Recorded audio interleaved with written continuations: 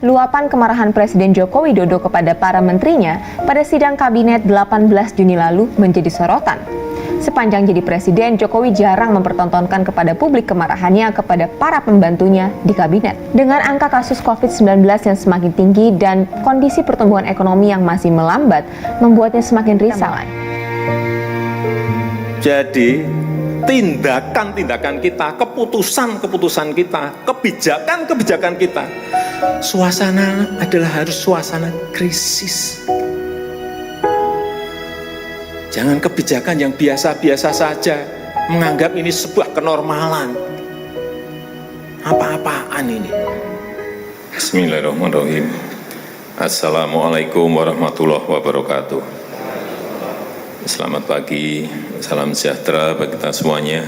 Om Swastiastu, Namo Buddhaya, salam kebajikan.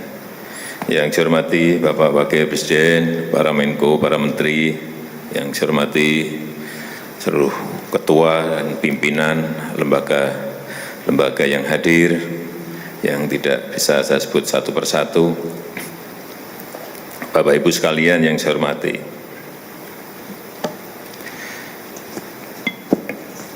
suasana dalam 3 bulan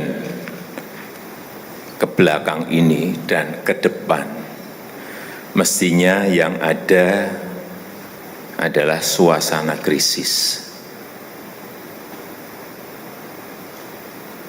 Kita juga mestinya juga semuanya yang hadir di sini sebagai pimpinan, sebagai penanggung jawab,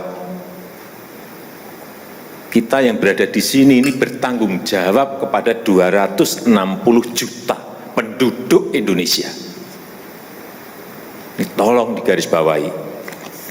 Dan perasaan itu tolong sama, kita sama. Ada sense of crisis yang sama. Hati-hati. OECD terakhir sehari 2 hari yang lalu menyampaikan bahwa growth, pertumbuhan ekonomi dunia terkontraksi 6 bisa sampai ke 7,6%, 6 sampai 7,6% minusnya. Bank Dunia menyampaikan bisa minus 5%. Perasaan ini harus sama. Kita harus ngerti ini. Jangan biasa-biasa saja, jangan linier, jangan menganggap ini norma. Bahaya sekali kita. Saya melihat masih banyak kita yang menganggap ini normal. Nah, kalau saya lihat Bapak, Ibu, dan saudara-saudara masih ada yang melihat ini sebagai sebuah masih normal, berbahaya sekali. Kerja masih biasa-biasa saja. Ini kerjanya memang harus ekstra luar biasa, extraordinary. Perasaan ini tolong sama. Kita harus sama perasaannya. Kalau ada yang berbeda satu saja sudah berbahaya. Jadi tindakan-tindakan kita, keputusan-keputusan kita, kebijakan-kebijakan kita, suasana adalah harus suasana krisis. Jangan kebijakan yang biasa-biasa saja, menganggap ini sebuah kenormalan. Apa-apaan ini? Mestinya suasana itu ada semuanya.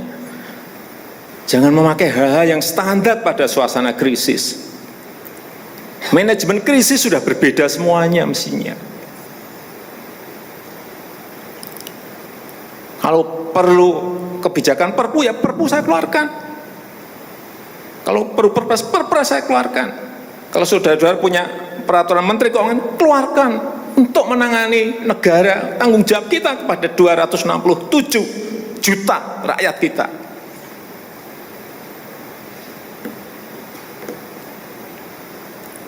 Saya lihat masih banyak kita ini yang seperti biasa-biasa saja.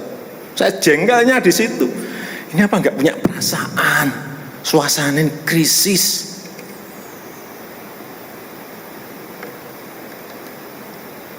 Yang kedua, saya peringatkan belanja-belanja di kementerian. Saya lihat laporan masih biasa-biasa saja. Segera keluarkan belanja itu secepat-cepatnya karena uang beredar akan semakin banyak, konsumsi masyarakat nanti akan naik. Jadi belanja-belanja kementerian tolong dipercepat. Sekali lagi, jangan menganggap ini biasa-biasa saja. Percepat, kalau ada hambatan keluarkan peraturan menterinya agar cepat. Kalau perlu perpres, keluarkan perpresnya. Untuk pemulihan ekonomi nasional misalnya saya berikan contoh. Bidang kesehatan itu dianggarkan 75 triliun. 75 triliun. Baru keluar 1,53% coba. Uang beredar di masyarakat kerem ke situ semua. Segera itu dikeluarkan dengan penggunaan yang tepat sasaran sehingga men-trigger ekonomi. Pembayaran tunjangan untuk dokter spesialis, untuk tenaga medis segera keluarkan. Belanja-belanja untuk peralatan segera keluarkan. Ini sudah disediakan 70-an triliun seperti itu. Bansos yang ditunggu masyarakat segera keluarkan. Kalau ada masalah lakukan tindakan-tindakan lapangan. Meskipun sudah lumayan tapi baru lumayan, ini extraordinary. Harusnya 100%. Di bidang ekonomi juga sama. Segera stimulus ekonomi bisa masuk ke usaha kecil, usaha mikro. Mereka nunggu semuanya. Jangan biarkan mereka mati dulu baru kita bantu, nggak ada artinya.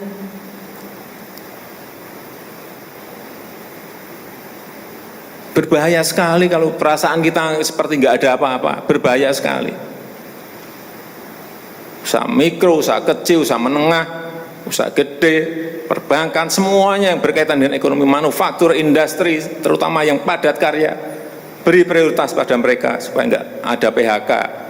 Jangan sudah PHK gede-gedean, duit rupiah pun belum masuk ke stimulus ekonomi kita. Hanya gara-gara urusan peraturan. Ini extraordinary. Saya harus ngomong apa adanya, nggak ada progres. Yang signifikan nggak ada.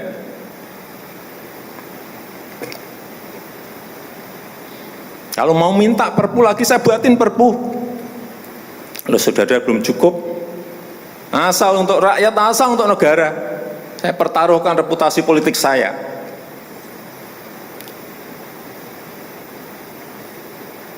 Sekali lagi tolong ini betul-betul dirasakan kita semuanya. Jangan sampai ada hal yang justru mengganggu. Sekali lagi, langkah-langkah extraordinary ini betul-betul harus kita lakukan. Dan saya membuka yang namanya langkah, entah langkah-langkah politik, entah langkah-langkah kepemerintahan akan saya buka.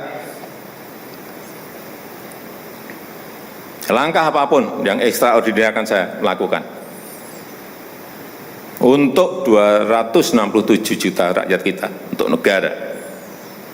Bisa aja membubarkan lembaga, bisa aja reshuffle. Udah kepikiran kemana-mana saya. Entah buat perpu yang lebih penting lagi, kalau memang diperlukan, karena memang suasana ini harus ada. Kalau suasana ini tidak, Bapak Ibu tidak merasakan itu sudah.